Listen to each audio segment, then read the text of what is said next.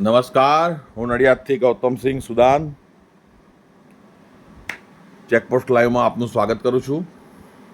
Collector કચેરીની કમ્પાઉન્ડની બાજુમાં જિલ્લા સેવા સદનની બાજુમાં જિલ્લા પંચાયત બિલ્ડિંગમાં 1-2 ફૂટ પહોળો એક લાંબી નીક જેવું છે કે જેની અંદર ગટરનું પાણી ગંદવાડો ભરાઈ રહે છે અને આખો દિવસ જિલ્લા સેવા સદન કમ્પાઉન્ડમાં અને જિલ્લા પંચાયતના કમ્પાઉન્ડમાં દુર્ગંધ આવે છે. લોકો અધિકારીઓ જાણે છે કે આ દુર્ગંધ છે, પણ છતાં તેનો નિકાલ કરવામાં આવતો નથી.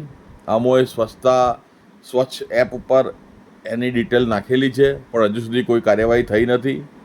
જો કાર્યવાહી થઈ હોય તો કોઈ એની અસર થઈ નથી. ગટરનું જ્યાં ગંદવાડો ભેગો થાય ત્યાં આગળ મારા નોલેજ મુજબ કે એક પ્રકારનો ઝેરી ગેસ ઉત્પન્ન થાય છે, મિથેન કે એવું કંઈક છે. હવે એ ઝેરી ગેસ જે છે તેને લીધે વ્યક્તિ બેભાન પણ થઈ શકે અને જો વધારે પડતો ગેસ ઉત્પન્ન થાય તો વ્યક્તિ મરી પણ શકે. આખો દિવસ તીવ્ર જે દુર્ગંધ આવે છે એ જે તે ગેસનું જ પરિણામ છે.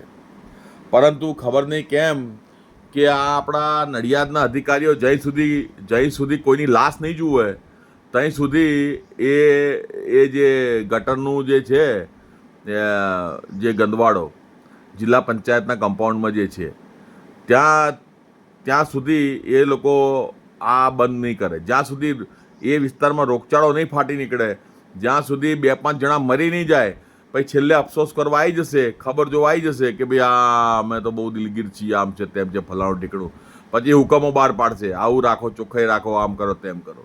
અરે પણ તમને હું અગાઉથી જ 1 મહિના 2 મહિના અગાઉથી જ જાણકારી આપું છું, મારા મીડિયાના માધ્યમથી, મારી અરજીના માધ્યમથી, સ્વચ્છતા એપના માધ્યમથી, પણ છતાં તમે કોઈ પણ પ્રકારની કાર્યવાહી કરતા નથી. એનો મતલબ એ જ થાય કે તમને અમુક બાબતોમાં ખબર નહીં પ્રશાસનના અધિકારીઓ કેમ ઢીલા ઢસ થઈ જાય છે અને એ વસ્તુનો ખ્યાલ નથી આવતો.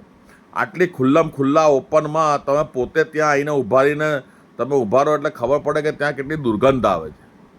હવે એ બાબતનો નિકાલ કોણ કરશે? હવે આ બાબત માટે મારે સ્વાગત કાર્યક્રમમાં જવું પડશે. સ્વાગત કાર્યક્રમમાં જવું, પછી કહેશો કે તમે આવી નાની બાબતમાં સ્વાગત કાર્યક્રમમાં ગયા. અલા પણ તમે લોકો માનતા નથી તો અમે શું કરીએ? તમે લોકો કોઈ વસ્તુ ગણકારતા જ નથી તો પછી ભાઈ ત્યાં જ જવું પડે ને. અમે તમને જાણ કરી તો તમે ગણકારી લો ને એ બાબતને. ગણકારતા કેમ નથી?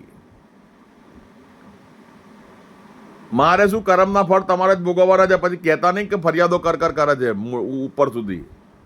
જય હિન્દ, જય ભારત.